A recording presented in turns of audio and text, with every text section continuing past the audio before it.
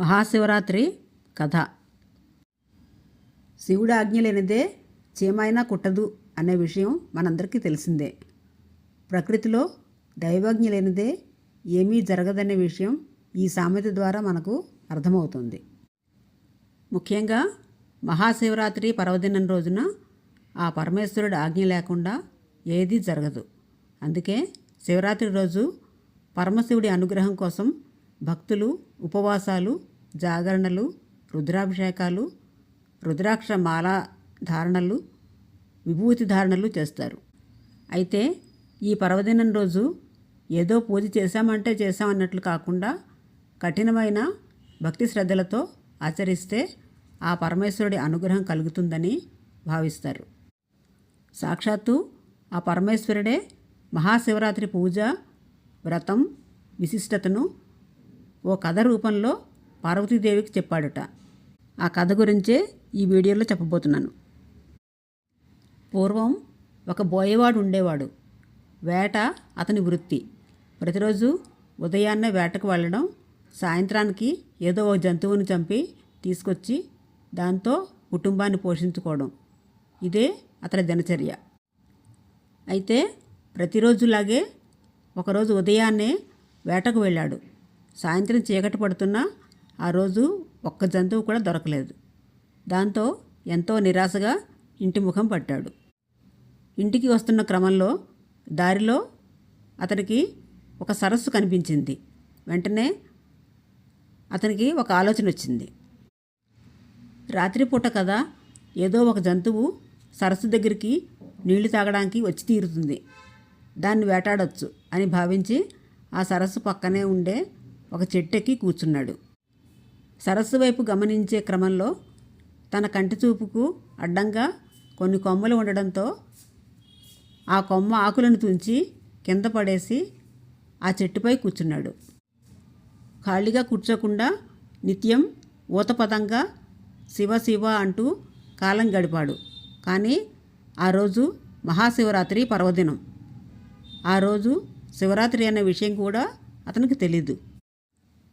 ఆ రోజు రాత్రి కొంత సమయం గడిచాక ఒక ఆడజింక నీళ్లు తాగడానికి ఆ సరస్సు వైపుకు వచ్చింది. వెంటనే బోయేవాడు ఆ జింకకు బాణాన్ని ఎక్కుపెట్టాడు. అది గమనించిన ఆ జింక తాను గర్భం దాల్చానని, తనను చంపకుండా వదిలిపెట్టాలని ప్రాధేయపడింది. మామూలుగా అయితే ఆ బోయేవాడు మనసు చాలా క్రూరంగా ఉంటుంది. కానీ ఆ జింక పరిస్థితిని చూసిన బోయేవాడు దానిని ఏమీ చేయలేక వదిలిపెట్టాడు. మళ్ళీ చెట్టెక్కి కూర్చున్నాడు. మరికొంత సమయం గడిచింది. అప్పుడు మరో ఆడజింక అటుగా వచ్చింది.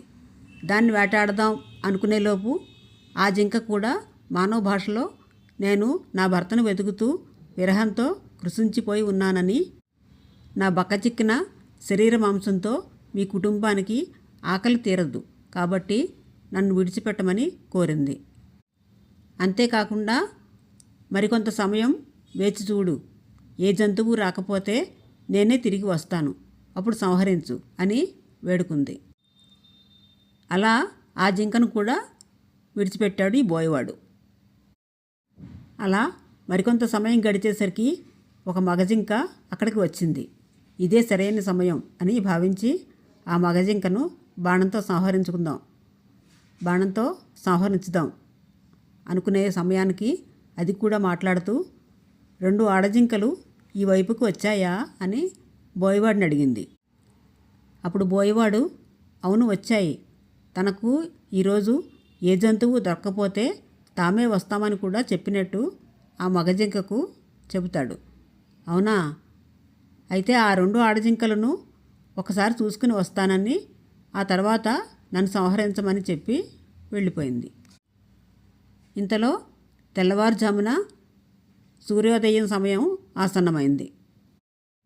ఇక ఆ బోయేవాడు వస్తానని మాటిచ్చి వెళ్ళిన 3 జింకల కోసం ఆశగా ఎదురుచూస్తూ ఆ చెట్టు మీదనే కూర్చున్నాడు.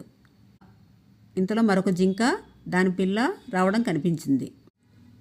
దీనిని సంహరిద్దామని విల్లు ఎక్కుపెట్టగా ఆ జింక కూడా తన బిడ్డను ఇంటి దగ్గర విడిచిపెట్టి వస్తానని, అప్పటి వరకు ఆగాలని చెప్పేసి వెళ్ళింది. అలా మరికొంత సమయం గడిచేసరికి ఆ 4 జింకలు బోయవాడికి ఇచ్చిన మాట ప్రకారం సత్యనిష్టతో అక్కడికి రావడమే కాదు, మొదట తనను చంపమంటే తనను చంపాలంటూ ప్రాధేయపడ్డాయి. ఆ సన్నివేశం కఠిన మనస్కుడైన ఆ బోయవాడి మనస్సులో ఆలోచన మొదలైంది. పరివర్తన వచ్చింది. అయితే ఆ రాత్రంతా బోయవాడు కూర్చున్నది మారేడు చెట్టు కావడం, అతడికి తెలియకుండానే శివశివ అని శివనామస్మరణ చేయడం, తన కంటికి అడ్డు వచ్చిన మారేడు దళాలు కోసి కింద పడివేయడం చేశాడు. ఆ రోజు శివరాత్రి పర్వదినం అని అతనికి తెలియకపోయినా అనుకోకుండా చేసిన పుణ్యకార్యాల వల్ల అతడిలో సత్ప్రవర్తన కలిగింది. అప్పటి నుంచి కానీ ఆ చెట్టు కిందన ఎప్పటిదో పాతకాలం నాటి ఓ శివలింగం ఉంది. అతడు చెట్టుపై నుంచి వేసే మారేడు దళాలు శివలింగంపై పడ్డాయి. వేట కోసం 4 జాములు మెలకువతో ఉన్నాడు. అతనికి తెలియకుండానే జాగరణ ఫలితం దక్కింది. ఎంతో క్రూరాత్ముడు అయినప్పటికీ అతను చేసిన పుణ్యకార్యాల వల్ల అతడికి తెలియకుండానే మనస్సు నిర్మలమైంది. పైగా ఆ 4 జింకలు సత్యనిష్టతో తిరిగి రావడం అతడి మనస్సును పూర్తిగా మార్చివేసింది. అందులోనూ ఆ రోజు మహాశివరాత్రి. హింసను విడిచిపెట్టాడు. ఆ జింకలు సైతం సత్యనిష్టతో ఉండడంతో పరమేశ్వరుడి అనుగ్రహం వల్ల ఆకాశంలో మృగశిర నక్షత్రంగా మారాయి. ఆ బోయవాడు సైతం మృగశిర నక్షత్రానికి వెనుక ఉజ్వలంగా ప్రకాశిస్తూ లుబ్ధక నక్షత్రం అనే పేరుతో నిలిచిపోయాడు. దీనిని బట్టి మనం గ్రహించాల్సింది ఏమిటంటే, హింస చెయ్యాలి అని అనుకున్నప్పుడు ఒక్క క్షణం పాటు ఆగి ఆలోచిస్తే మన మనస్సు ఆ ఆలోచన నుండి మరలుతుంది. బోయవాడి విషయంలో కూడా జరిగింది అదే. జింకలను చంపాలని అనుకోవడంలో జరిగిన కాలయాపన అతడిని చివరకు అహింసామూర్తిగా, ధర్మాచరణమూర్తిగా నిలిపింది. సత్యం, అహింసా మార్గాన్ని అనుసరించిన వారు స్థిరమైన కీర్తితో నిలిచిపోతారనే సందేశం ఈ శివరాత్రి కథలో మనకు కనిపిస్తుంది. ఇలాంటి పురాణ కథల వల్ల వ్యక్తిగా మంచి నడవడికతో ఉండడానికి ఉపయోగపడతాయి. కొన్ని పురాణాల్లో చెప్పిన పురాణ కథ మాత్రమే ఇది. నేను సొంతంగా ఏం చెప్పలేదండి. ఈ వీడియో నచ్చితే లైక్ చేయండి, సబ్స్క్రైబ్ చేయండి, షేర్ చేయండి, కామెంట్ చేయండి.